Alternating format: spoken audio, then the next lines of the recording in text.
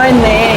이렇게 낮에도 이중주차를 하고 있는 서울의 30억 아파트입니다. 지어봤자 수익이 안 나는 재건축 재개발 정비 사업에 건설사가 수주를 하지 않으려고 해요. 공정률을 제한하면 안 돼. 여기는 공정 제한 없이 막 3,000% 막 이렇게 풀어버리고. 눈물이 나네요. 나 여의도 아파트 안 사고 뭐 했다 진짜. 서울의 심장 여의도. 저는 오늘 여의도에 나와 있습니다. 반백살 아파트가 많은 여의도 재건축 현장. 여기는 시범 아파트고요. 작년에 왔을 때는 도색 공사를 한다고 비주얼이 굉장히 오래된 것 그대로의 모습이었는데 지금 좀 도색을 해서 너무 깨끗해졌어요. 그래서 시범 아파트는 1971년에 입주한 우리나라로 53살, 4살이 되고 있는 아파트입니다. 오빠 여의도는 총 17개 정도의 재건축 단지가 있는데 요 17개 단지가 한 8천여 세대입니다. 50층 이상의 스카이라인을 목표로 해서 달려가고 있고, 그리고 재건축의 초기 단계, 추진이 조합 설립인가 요 정도로 진행이 되고 있는 여의도 재건축입니다. 과연 이 여의도의 개발이 어떻게 순탄하게 될지 이제 기대가 되는 그런 상황입니다. 한강공원을 바로 끼고 있고, 그리고 일자리 자체인 YBD 여의도 일자리 지역의 중심에 있으며, 그리고 초중고도 끼고 있고 학원과도 가까운 그런 직지 근접 플러스 입지의 표본 같은 그런 아파트이죠. 현재는 1584가구이고요. 재건축으로 2500여 가구로 이제 추진을 하고 있습니다. 스카이라인은 65층, 옆에 있는 63빌딩과 어깨를 나란히 할 만큼의 높이로 이제 추진을 하고 있습니다. 그러다 보니까 서울시와 기부 채납과 관련된 문제로 이제 해결해야 될 이런 문제들이 남아있는 상황입니다. 만약에 시범 아파트가 신속통합 기획 그리고 신탁으로 이제 추진이 되면서 잘 진행이 된다면 여의도 내에서 가장 또 돋보이는 아파트가 되지 않을까 싶습니다.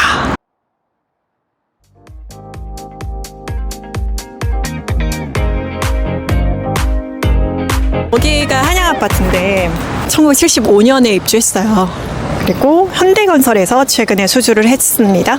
그래서 지하 5층 그리고 지상 53층 4개 동 아파트로 지어지게 되고, 그리고 오피스텔까지 해서 DH 여의도 버스트로 탈바꿈하게 됩니다. 파크원과 맞먹는 4개 동의 스카이라인으로 굉장히 멋있게 바뀌게 되겠죠? 진짜 입지가 깡패다. 재건축 재개발이 건설사가 수주를 하지 않으려고 해요. 그러니까 지어봤자 수익이 안 나는 재건축 재개발 정비 사업에 수주하려고 하지 않아서 요즘에 수의계약으로 진행되는 단지들이 많이 있고, 그리고 시공사 해지했다가 다시 이제 시공사를 구하기 어려우니까 다시 그전에 시공사와 재계약을 맺는 이런 일들도 비일비재한 이런 상황에서 재건축 정비 사업에서 건설사들이 수주 경쟁을 하고 있는 곳이 유일하게 여의도가 아닌가 싶습니다. 상징적인 거죠. 여의도의 재건축 수주를 따낸다라는 것이. 여의도 전체적으로 지금 건설사 수주를 한 곳이 2곳이 있어요. 공작아파트와 한양아파트. 공작아파트는 대우에서 수주를 했고, 한양아파트는 현대에서 수주를 하게 됐습니다. 재건축에도 난이도가 있어요. 그래서 세대수가 너무 커도 안 되고 또 너무 작아도 상징성이 없으니까, 그래서 적당한 세대수 한 500에서 한 1000 가구 이하의 세대수. 그래서 여기가 588세대로 규모가 딱 맞고, 그리고 대형 평형, 소형 평형 위주로 구성되어 있는 단지는 재건축의 사업성이 좀 낮아지죠. 여기는 최소 30평대에서 최고 60평대까지 구성되어 있어서 재건축을 하기에 좋은 사업성이 나오는 거죠. 그리고 입지는 말할 것도 없고 상업지역을 끼고 있는 한양아파트. 상가도 그렇고 평형의 구성 그리고 세대수 모든 것이 지금 재건축을 하기에는 꽤 괜찮은 조건이다라고 보여집니다. 그래서 시공사 선정도 그렇고 속도가 좀 여의도에서 빠르게 나고 있는 그런 단지라고 보시면 되겠습니다. 제가 작년에 1월하고 11월에 일본 그리고 미국을 다녀왔어요. 그래서 일본과 미국에서 그래서 임장을 했는데 최고층의 최고급 아파트 맨션 타워에 다녀왔는데 특히나 맨해튼 같은 경우에는 이제 보면서 아주 부럽더라고요. 규제가 거의 없어요. 건축을 하는 데 있어서 용적률의 규제가 막 3,300% 막 이런 식이어서 이제 풀어준다고 해도 뭐 1200% 이런 식이잖아요. 근데 용적률 제한이 거의 없어서 굉장히 자유롭게 토지를 활용할 수 있고 또 사용할 수 있고 그래서 아무래도 초고층 건물들이 많이 밀집해 있고 그렇죠. 그러다 보니까 또 그런 관련 산업들이 다 모일 수 있는 그 하드웨어적인 요소들을 조건들을 다 만족시켜주는 그런 조건인 것 같아요. 그래서 우리나라도 정치적으로 행정적으로 해야 될 일이 그렇게 모일 수 있고 그런 하드웨어를 좀 마련을 해주는 게 필요하다고 생각하는데 아파트 주거도 그렇고 서여의도 개발과 관련해서도 그렇고 용적률, 고도 제한 이런 제한에 있어서 좀 너그러웠으면 좋겠습니다. 네.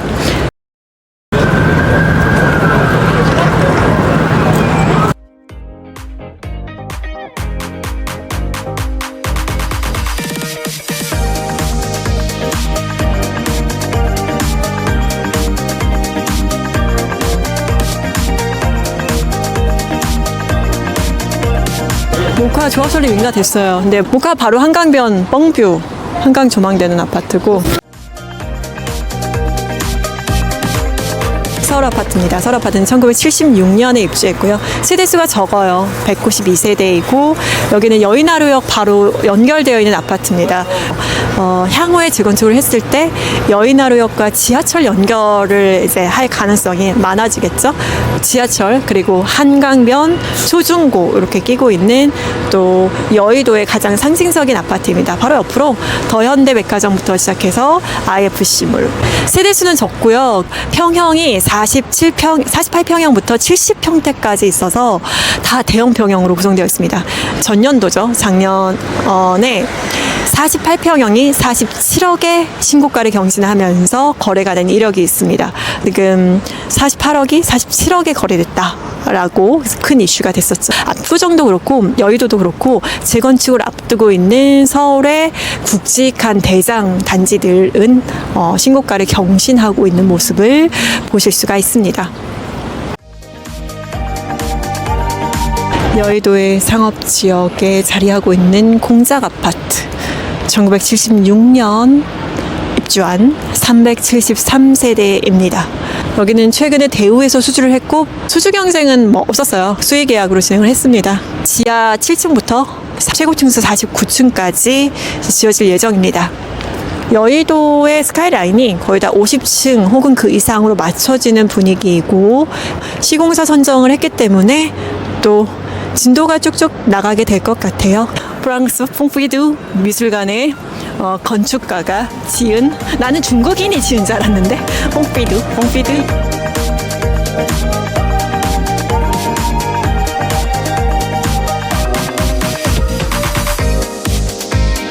우리는 동여의도에서 서여의도로 넘어가려고 합니다. ILC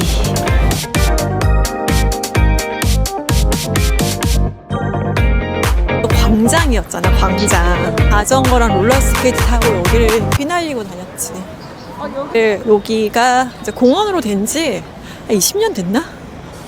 여기가 진짜 그 어렸을 때 와 진짜 세상의 모든 그 중심이었고 약간 너무 광활한 광장이었는데 여기가 동여의도와 서여의도를 구분지을 수 있는 여의도 광장인데 우리가 여기 와 있습니다.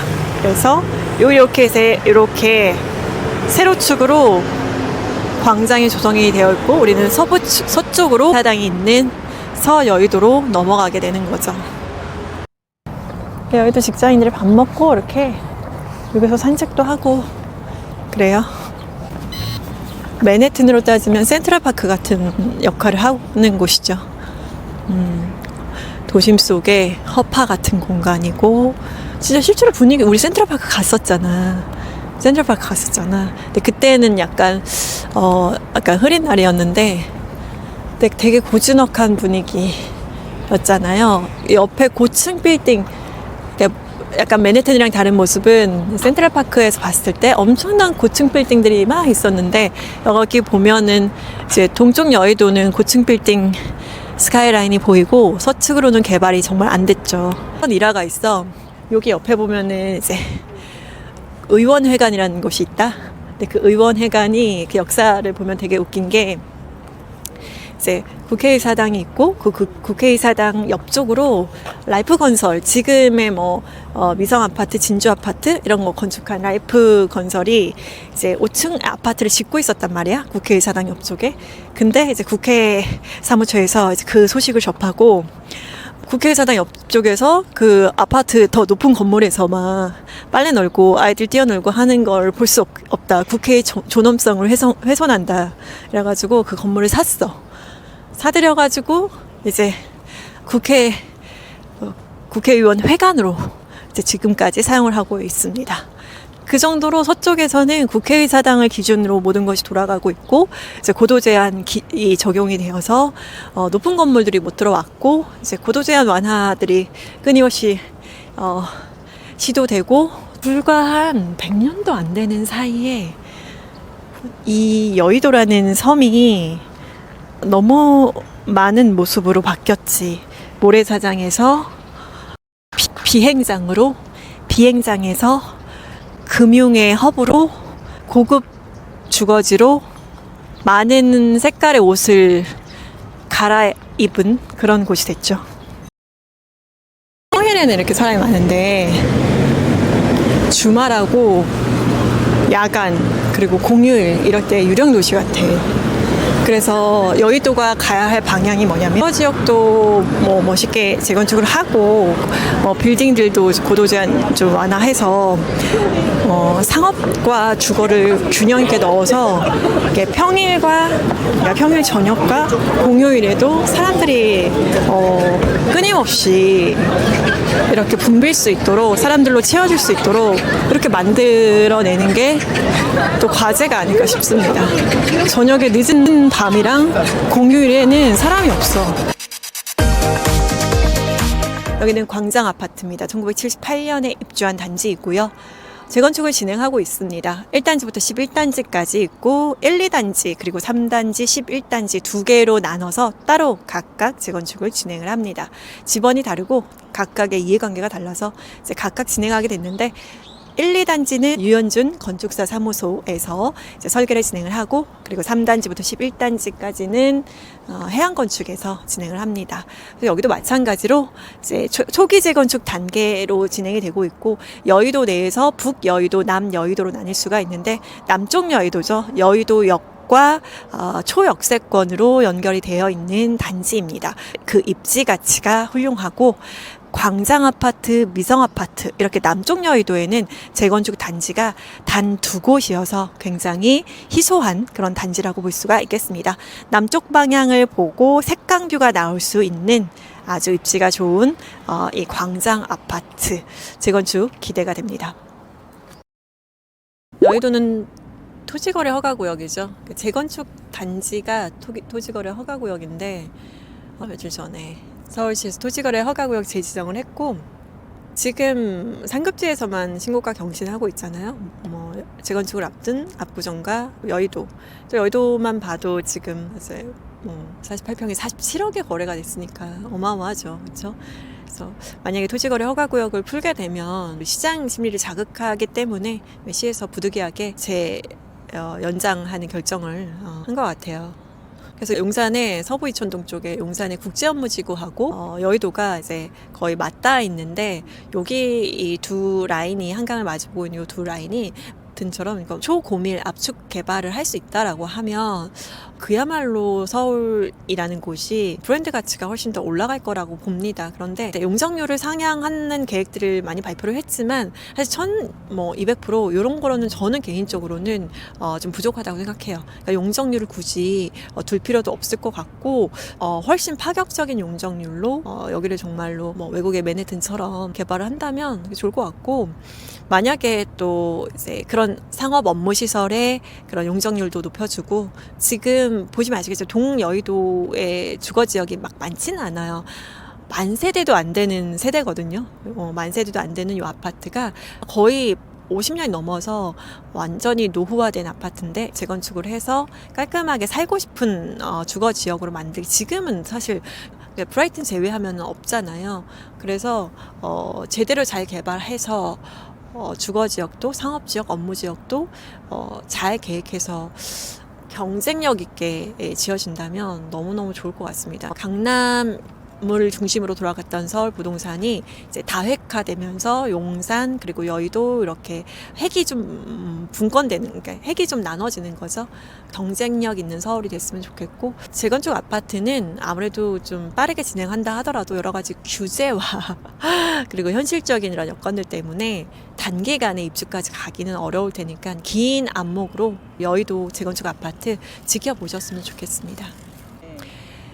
재건축 재개발의 지금 트렌드가 아무래도 공사비 인상으로 인한 분담금의 부담이 당연히 있어요. 근데 한 가지 기억하셔야 될 거는 재건축 재개발이라는 사업이 사업성만으로 되진 않아요. 이제 보통 많은 분들이 뭐 대지 지분을 얼마나 가지고 있느냐, 용적률은 얼마나 낮느냐, 뭐 이런 거에 따라서 뭐 사업성을 보시고 이제 기본적으로 1차적으로 사업성 분석을 하시는데, 이 재건축 재개발이 사업성만으로 진행되진 않습니다. 사업성은 기본이고, 또 사업성이 나오지 않는다 하더라도 조합원의 의지와 그리고 경제력이 있다라면 1대1 재건축으로도 지금 재건축을 진행하는 곳이 강남이기 때문에 평당가가 높은 지역에서 재건축이 조금 더 수월하게 진행될 가능성이 있는 거죠. 재개발 재건축 물건을 매수하실 때 이제 중요한 게 부동산에서 브리핑하는 것들을 참고할 필요는 있습니다. 그런데 소장님들은 이제 되게 좋은 말씀 많이 하세요. 공사비도 되게 보수적으로 이야기하시고 시공사에서 해주기로 한 많은 혜택들에 대해서 많이 말씀하시는데, 사실은 이제 조합 측에도 이제 확인을 해보실 필요가 있습니다. 조합에 방문하셔서 지금 진행되는 상황과 이주비 대출의 조건, 분담금 납부에 대한 조건이라든지 부동산에서 브리핑 받은 이런 내용들을 하나하나씩 확인하시면서 필요하시다면 방문하셔서 알아보시는 걸 추천을 드립니다.